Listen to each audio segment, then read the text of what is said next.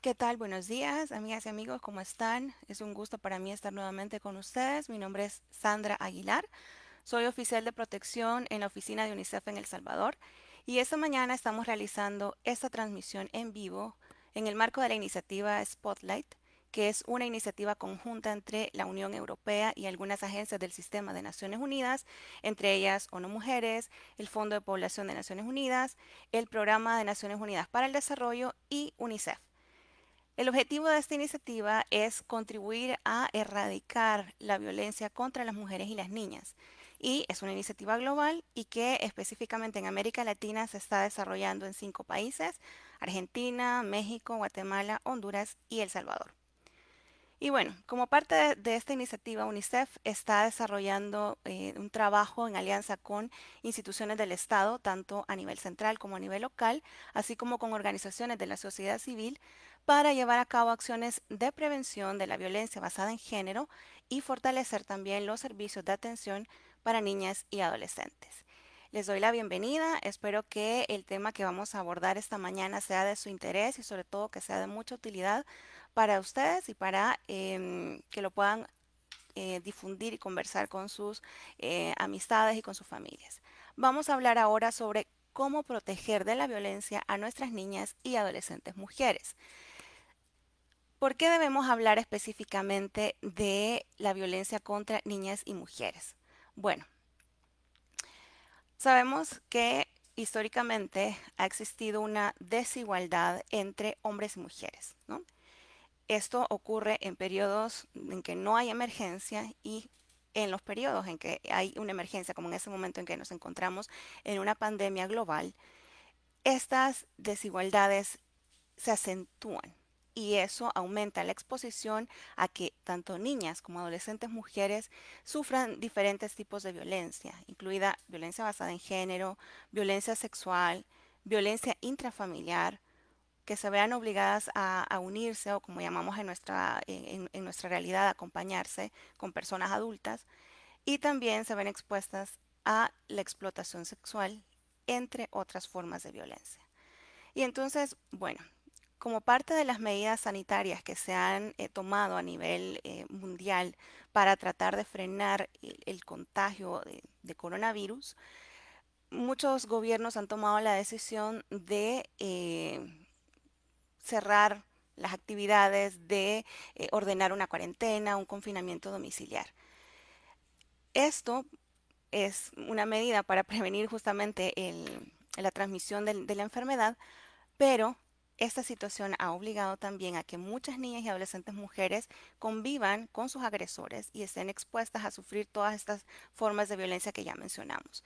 En algunos casos, las niñas y adolescentes ya estaban siendo víctimas de violencia antes de que ocurriera la emergencia, pero entonces ahora que estamos en esta situación, estas formas de violencia pueden haberse incrementado, pueden haberse acentuado, y en los otros casos en que a lo mejor no habían sufrido ninguna forma de violencia, pueda que la situación de estrés, la ansiedad, las preocupaciones, etcétera, las estén ahora exponiendo a que en sus hogares estén ocurriendo estas situaciones. Y bueno, vamos a hacer también, quiero comentarles que tenemos información oficial de las instituciones acerca de cómo se ha estado reflejando la violencia en este periodo de la emergencia. Así, por ejemplo, tenemos los datos de la Fiscalía General de la República que corresponden justamente al periodo en que la cuarentena domiciliar estuvo en su momento más estricto, que fue del 16 de marzo al 20 de mayo. Y entonces, vean ustedes, es un periodo de 66 días nada más, pero vean los datos que refleja la Fiscalía para este periodo. En los casos del delito de maltrato infantil, la Fiscalía registró 22 denuncias por este delito solo contra niñas y adolescentes, mujeres. Estamos hablando del rango de 0 a 17 años. Pero vean un dato que es sumamente alarmante y es el dato de las violaciones. En ese periodo de 66 días, hubo 71 denuncias por violación sexual en niñas y adolescentes. Es decir, prácticamente una violación sexual por cada día en ese periodo. Esas son cifras alarmantes. Igual los delitos de agresión sexual, 59 denuncias por este delito solo en niñas y adolescentes mujeres. No quiero decir que los niños y adolescentes hombres no sufren violencia, claro que sí, pero justamente por estas desigualdades de género, las niñas y adolescentes mujeres se ven más expuestas a la violencia sexual. Y también hubo denuncias por acoso sexual, 21 denuncias por este delito solo contra niñas y adolescentes mujeres. Estas son cifras alarmantes porque además debemos tomar en cuenta que durante este periodo no han habido clases presenciales, no ha habido otro tipo de actividad social, sino que hemos estado en nuestros hogares acatando las medidas sanitarias ordenadas por las autoridades. Eso quiere decir que estos hechos han ocurrido en el contexto del hogar, de la familia, que es uno de los entornos que debería asegurar la protección para las niñas y adolescentes y sin embargo han sido los lugares donde se han visto expuestas a estas formas de violencia. También les quiero comentar los datos que registra el Consejo Nacional de la Niñez y de la Adolescencia. Son los casos que han recibido a nivel nacional las juntas de protección de la niñez y de la adolescencia. Estos datos no son exclusivos del periodo de la emergencia, sino que son los datos correspondientes a los primeros 4 meses del año, es decir, de enero a abril de 2020. Los casos, las denuncias por amenazas o vulneraciones a derechos de niñas, niños y adolescentes que han recibido las juntas de protección. Hasta abril, las juntas registraron 3.644 casos por amenazas o vulneraciones a los derechos de niñas, niños y adolescentes. Pero de ese total, más del 62%, es decir, casi el 63% de esas denuncias, es decir, 2.729 casos, son por amenazas o vulneraciones a derechos de niñas y adolescentes mujeres. O sea, nuevamente, vemos que tanto en periodo de no emergencia como en el periodo de la pandemia, las niñas y las adolescentes mujeres son las principales víctimas de vulneraciones a sus derechos en el entorno familiar o en cualquier entorno comunitario, en el entorno social en general, ¿no? Entonces, justamente por esos datos tan alarmantes es que estamos haciendo esta transmisión para hacer un llamado a ponerle mucha atención. Esto requiere una atención especial, no solo de parte de las autoridades, que sí tienen un rol importante, pero también de la familia y de la comunidad para evitar que estas formas de violencia ocurran en nuestras niñas y adolescentes. Y entonces, con todo lo que hemos mencionado, ¿cuáles son los riesgos a los cuales las niñas están más expuestas durante las emergencias? Voy a mencionar 4 posibles riesgos, que no quiero decir que son los únicos, pero sí tienden a ser los más frecuentes. Entonces, el primero es el aislamiento. Sabemos que por las medidas en las que estamos, pueda que los agresores, si conviven con ellas, aprovechen la situación, la crisis, para aislar aún más a las niñas y adolescentes, aislarlas de sus familiares, de sus amistades, de las redes de apoyo que usualmente tienen cuando tienen la posibilidad de salir y desenvolverse en otros entornos. Por ejemplo, si la persona de confianza es un familiar que no vive en el hogar o si es una maestra, un maestro o una compañerita o alguien de la escuela, por ejemplo. Entonces, aprovechando este contexto de confinamiento, los agresores pueden aislar todavía más a las niñas y adolescentes, restringirles su movimiento, así como las interacciones que ellas puedan tener en Internet.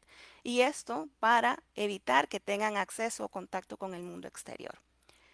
El segundo riesgo es la restricción del acceso a la información, muy vinculado con lo que mencionábamos anteriormente. Los abusadores también pueden aprovechar este momento para restringir el acceso que las niñas puedan tener a noticias, tanto en la televisión, en la radio o en los medios digitales.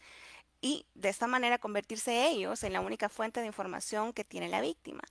¿Para qué realizan esto? Bueno, porque de esta manera las niñas y adolescentes, o sea, las víctimas, no tienen acceso a información sobre campañas de prevención, por ejemplo, o a conocer cuáles son los servicios que las instituciones están poniendo a disposición para que puedan denunciar o solicitar ayuda. El tercer riesgo es el aumento del abuso. Como ya lo mencionaba al inicio, en esta situación pueda que si había una violencia preexistente, esta se haya incrementado.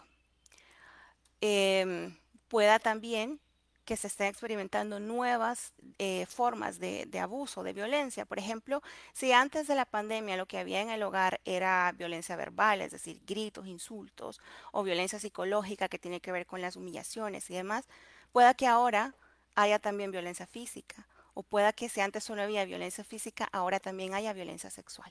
Entonces, el contexto es propicio y estas personas, los agresores, lo aprovechan para ejercer ese tipo de abuso contra niñas y adolescentes.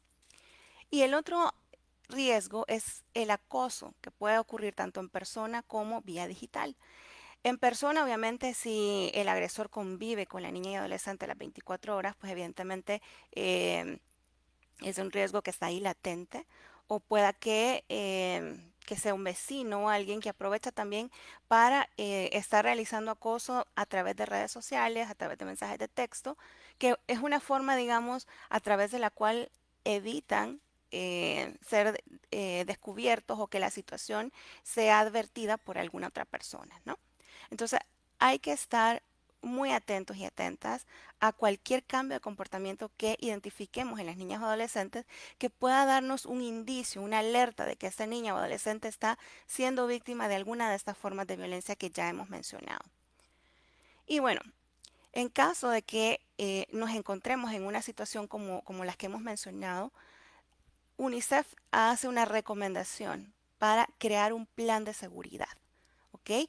Si ya estamos en una situación de estas, ya sea niña, adolescente, joven o incluso mujeres adultas, las recomendaciones que voy a dar ahorita son para elaborar un plan de seguridad, es decir, tener un plan en caso de que la situación se agrave o de que ustedes vean que están en un riesgo alto, en un peligro importante en el que su vida, su integridad se ve comprometida. El número uno, tengan a la mano siempre la lista de números de teléfonos importantes, es decir, los números a los cuales ustedes pueden llamar para solicitar ayuda. El más conocido, pues, sabemos el 911, que es de la Policía Nacional Civil. El número 123, que es la línea de ayuda y de consejería para niñas, niños y adolescentes, la ha habilitado el CONNA. Y la Fiscalía de la República también ha habilitado un número telefónico para realizar denuncias.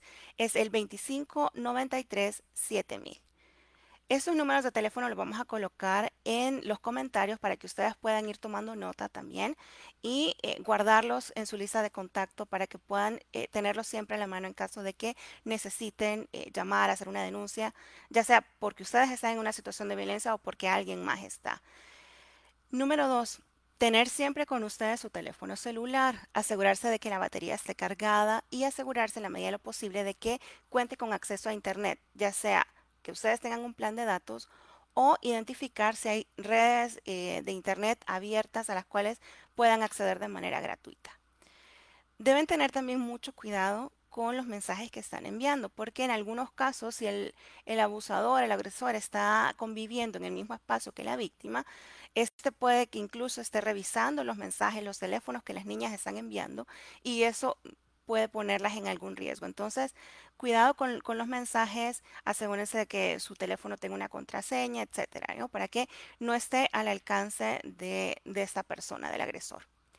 El tercer consejo para crear su plan de seguridad es mantenerse siempre en contacto, no perder el contacto con sus amistades, con sus familiares, con los vecinos, esa red de apoyo, es decir, esas personas con las cuales ustedes pueden contar, a quienes pueden llamar en caso de una emergencia, las personas que tienen algo de información de lo que puede estar pasando en su hogar, en su contexto y que en caso de que ustedes lo requieran, esa persona va a ayudarles. Es importante que mantengan siempre el contacto, que a través de mensajes o de llamadas les estén informando de cómo se encuentran ustedes.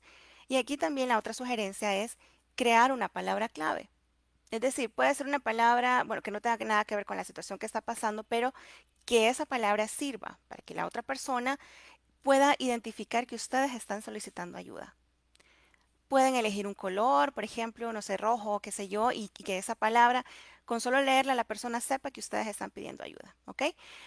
Puede ser la palabra que ustedes quieran, pero eso tienen que acordarlo y decir, ok, si yo envío este mensaje de texto con esta palabra, o si yo te llamo y únicamente dejo esta palabra, o envío una nota de voz y estoy diciendo esta palabra, es porque estoy necesitando ayuda, estoy en una situación de riesgo. ¿Ok? Esto es súper importante que lo establezcan. El cuarto consejo es preparar un pequeño bolso, una mochila, una cartera, puede ser, incluso una bolsa plástica. Algo donde ustedes puedan tener sus documentos personales, el DUI, su carnet de identidad en caso de que lo tengan, su pasaporte. Esto también es una recomendación no solo para niñas y adolescentes, sino también para las mujeres adultas, madres de familia que tal vez están viviendo una situación junto a sus hijos e hijas de violencia intrafamiliar y demás. Tengan a la mano siempre sus documentos personales, los de sus hijos e hijas, un poquito de dinero si pueden. Si alguno de ustedes está tomando algún medicamento, pues también asegurarse de que han dejado algo de ese medicamento en esta bolsa. Tarjetas y tal vez una muda de ropa. Algo que esté listo en caso de que surja una emergencia, que ustedes pueden, saben dónde está esa bolsa, esta mochila, lo que sea, que ustedes pueden tomarlo y salir con él en el caso en que lo requieran. Número 5.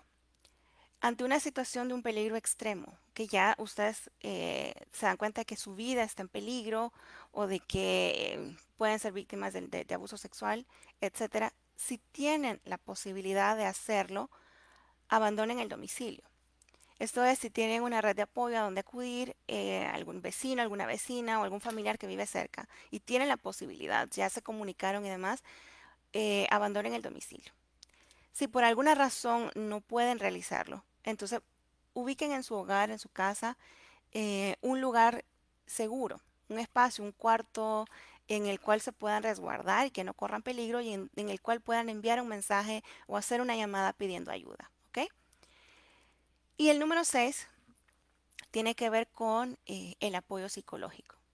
Si ustedes han pasado por una situación de violencia o están enfrentando una situación de violencia y necesitan hablar con alguien, también hay números de teléfono habilitados para que ustedes puedan realizar esas llamadas y solicitar este apoyo.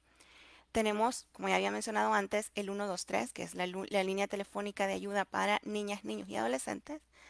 El 126, que es el número habilitado por el ISDEMU.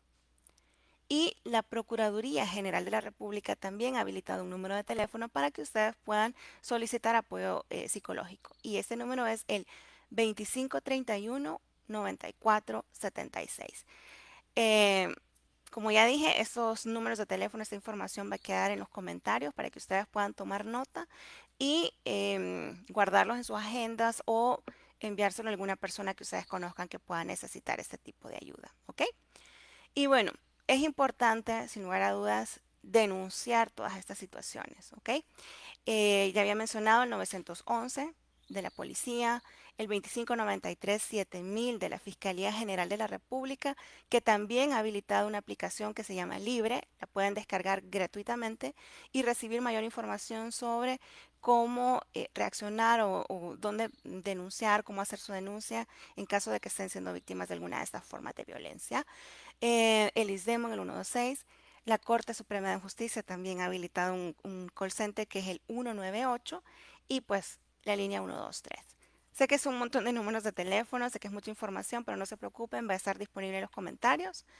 Y bueno, finalmente, el principal consejo que nosotros siempre damos y a lo que le apostamos es a la prevención. La idea es que el hogar, la familia, sea un entorno protector y seguro para que las niñas y adolescentes puedan desarrollarse, que sea el lugar donde se sienten a salvo y no el lugar en donde están siendo vulneradas, ¿no?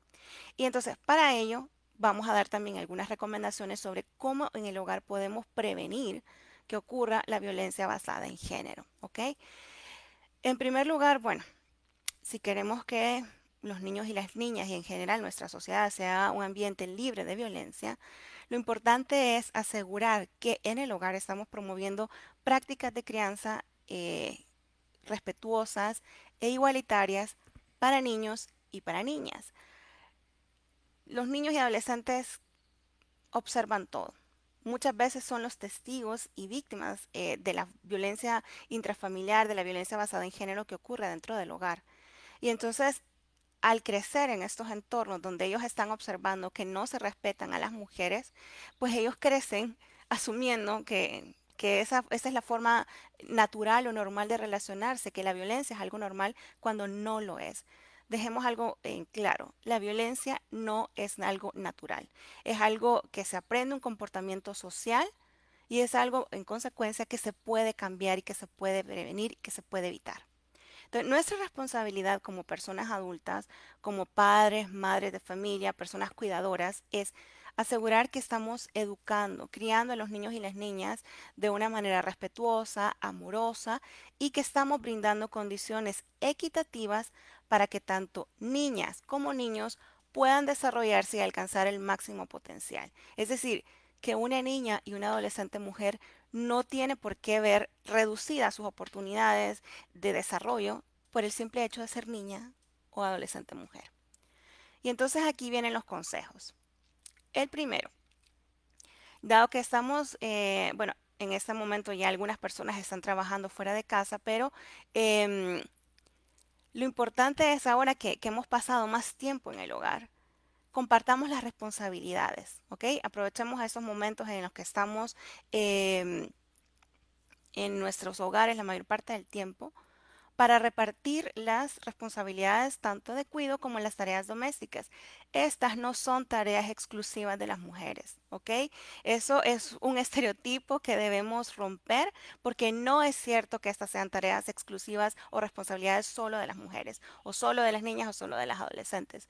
Muchas veces las niñas y adolescentes ven reducido su tiempo para jugar, para dedicarse a sus actividades escolares porque están asumiendo tareas de cuidado, tareas domésticas como ayudar en la cocina, ayudar a limpiar o cuidar incluso de sus hermanitos o de otras personas dentro del hogar. Entonces, estas son tareas que corresponden a todos los miembros del hogar, sin importar si son hombres o mujeres. Si ustedes están en el hogar, están, bueno, se alimentan, usan ropa limpia, etcétera, lo que sea, ensucian, entonces también tenemos que asumir la responsabilidad de limpiar. Y no es que estamos ayudando o apoyando, porque eso implica que no estoy asumiendo que la responsabilidad también es mía cuando sí lo es. ¿Ok? Entonces, esto es muy importante. Los niños y las niñas deben entender, y eso es algo que los adultos debemos enseñarles, que las tareas son responsabilidad de todas las personas que habitan en el hogar. Número dos, romper los estereotipos. Muy en línea con lo que estábamos mencionando antes. Las niñas, niños y adolescentes aprenden a través del juego. Y entonces, en ese sentido, debemos romper con esos estereotipos de que hay juegos o juguetes exclusivos para niñas y otros que son para niños, o que hay colores para niñas y colores para niños, porque eso no es cierto. Nosotros socialmente le hemos adjudicado, atribuido un valor, un significado a los colores, a los juegos y demás, pero no es que realmente los tengan y no es que porque entonces una niña no puede jugar con un carrito, o un niño no puede jugar con una muñeca, o entonces si yo utilizo algo rosado, entonces es que eso es para niña y no tiene nada que ver. Entonces, promovamos mejor actividades que no tengan esa carga significativa o simbólica que le hemos adjudicado de roles de género. Podemos promover el juego con actividades de colorear, por ejemplo, la lectura, em, juegos que impliquen actividad física, por si hay oportunidades, si el espacio lo permite, actividades como armar rompecabezas o los juegos de construcción y demás, para que tanto niñas como niños tengan oportunidad de disfrutar del juego sin estar condicionados a que deben únicamente hacer ciertas actividades por el hecho de que hay cosas de hombres o de mujeres. Rompamos con ese estereotipo. Número tres, este es algo muy importante. em, no debemos estigmatizar la menstruación.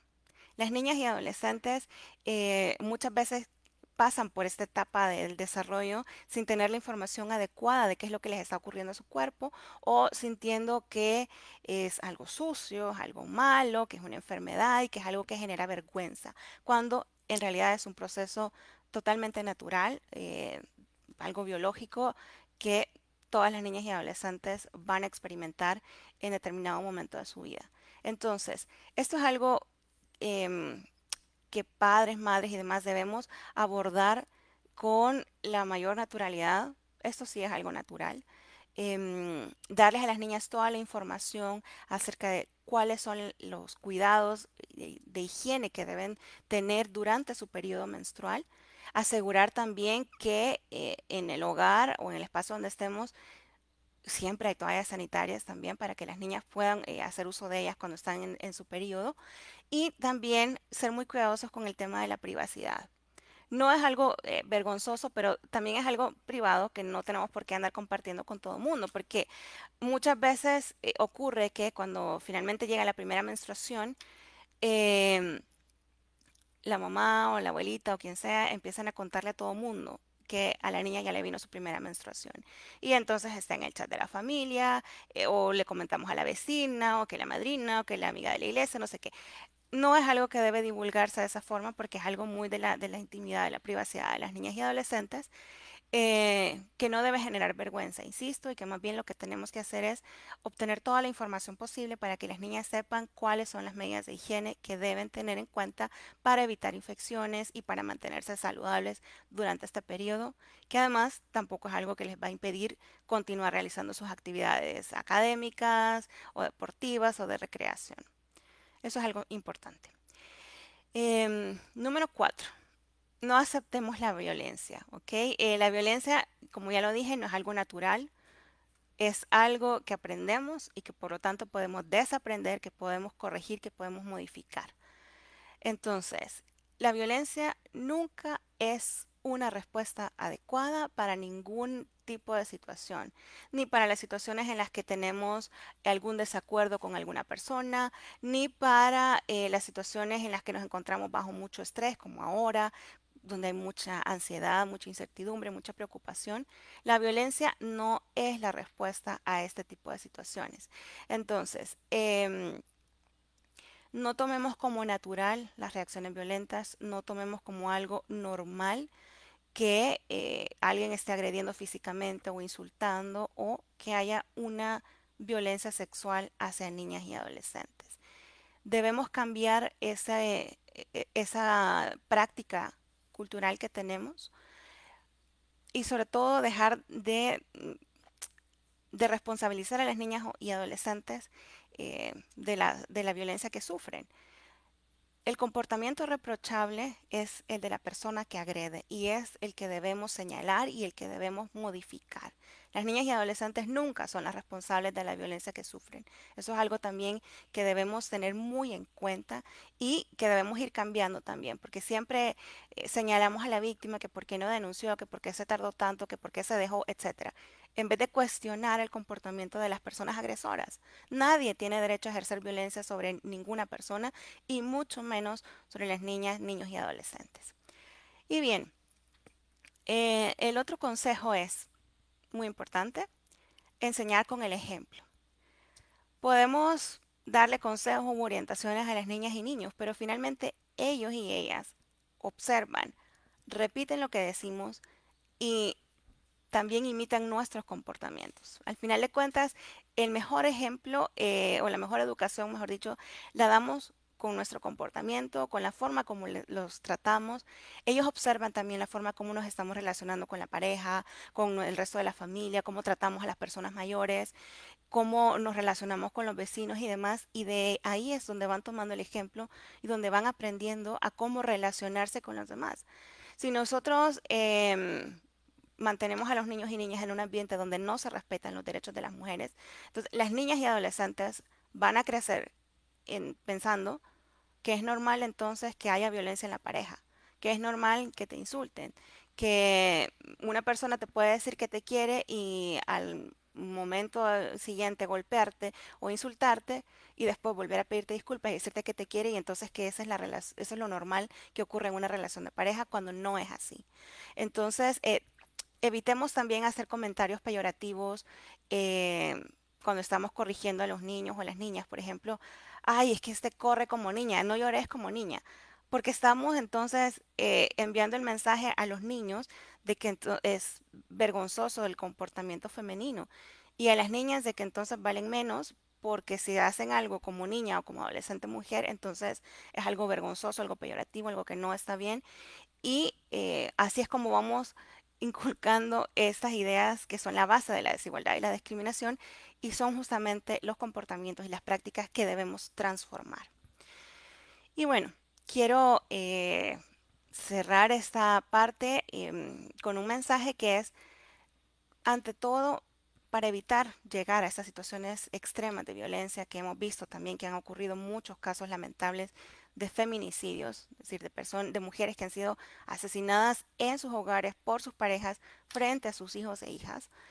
Evitemos, promovamos más bien las relaciones de igualdad y de respeto para asegurar que tanto nuestras niñas y adolescentes mujeres vivan una vida en un ambiente libre de violencia. Y bueno, si tienen algún comentario, pues con gusto podemos ir respondiendo a las consultas. Pueden seguirnos en nuestras redes sociales, ya les hemos mencionado anteriormente. unicef.org Pleca El Salvador es nuestro sitio web. En Instagram y en Twitter nos pueden encontrar como @UnicefSB y en Facebook como UNICEF El Salvador. Entonces, veamos si tienen algún comentario. A ver, nos mencionan acá que es importante que el sistema de protección se coordine y articule acciones para proteger los derechos. Ok, eso es muy importante. Hemos colocado ya la información acerca de los números telefónicos que ya hemos mencionado, donde pueden acudir para solicitar ayuda, consejería, apoyo psicológico y también a donde pueden realizar denuncias.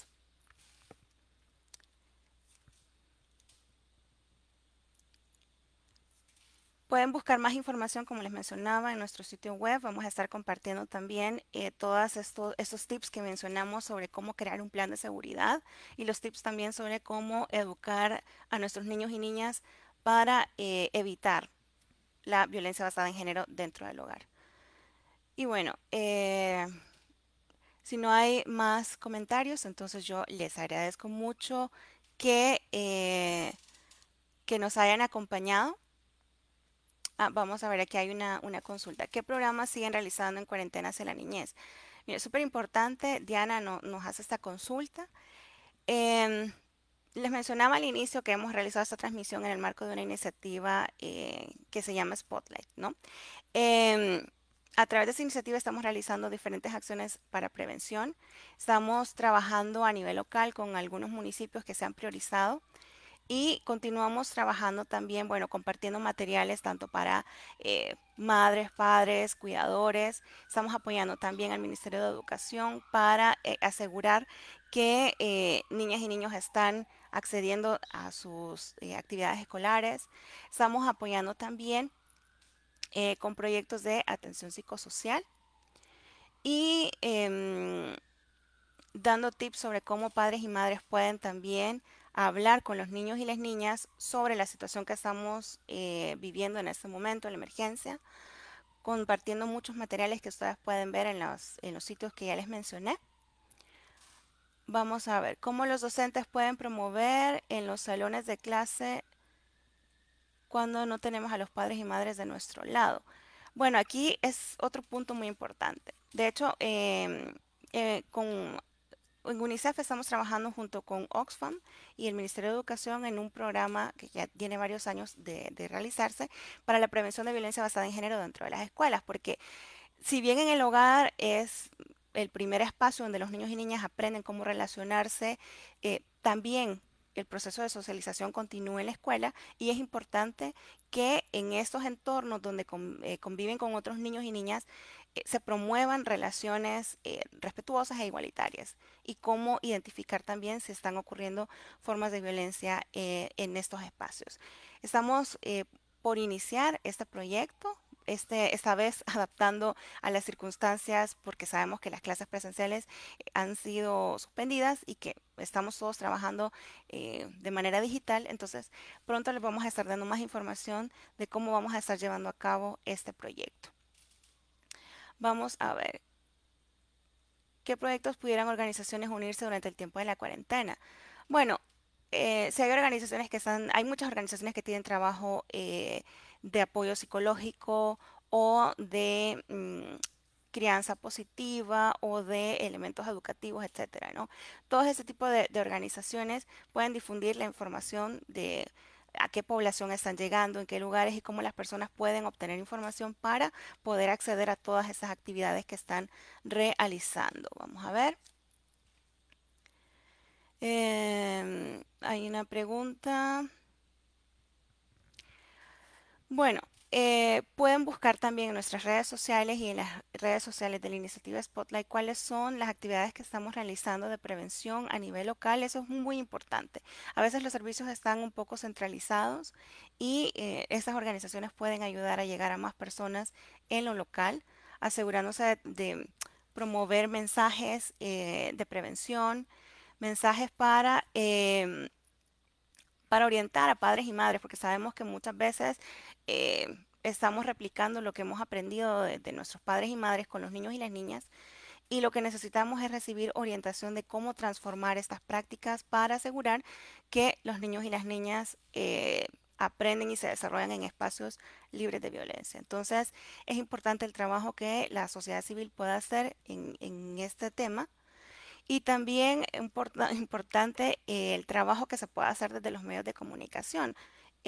Muchas veces, sin ser conscientes, estamos promoviendo también antivalores o estereotipos que quedan al final muy arraigados también en el imaginario social y por ende es a lo que los niños y niñas acceden. Entonces, también debemos ir transformando la forma como enviamos los mensajes, cómo transmitimos para promover estas transformaciones y estos cambios, ¿no? Vamos a ver qué más. Bueno, podemos... bueno, hemos lanzado una consulta, una pregunta en nuestras redes sociales, en Facebook, Instagram y Twitter. Entonces, para que ahí puedan ustedes también ir respondiendo. Entonces, queremos conocer su opinión también al respecto. Entonces, le invitamos a que puedan responder esta pregunta. Em, Vamos a ver, alguien había preguntado algo acerca de los juegos, me pareció. Bueno, ahí está. Vamos a dejar toda esta información que hemos compartido esta mañana. Les pido por favor también que estén atentos de esta pregunta que hemos colocado en las redes sociales para que ustedes puedan brindarnos su opinión. Nos interesa mucho saber qué es lo que están pensando y esperamos, bueno, que la información compartida sea de su interés y que sobre todo sea de utilidad y que podamos comenzar a promover estas relaciones de igualdad y respeto en todos los espacios, pero principalmente en el hogar, hacia nuestras niñas y adolescentes. Para mí ha sido un gusto compartir esta mañana con ustedes. Espero que la información les sea de utilidad y que sigan pendientes de todo el contenido que estamos compartiendo en UNICEF. Gracias, hasta luego.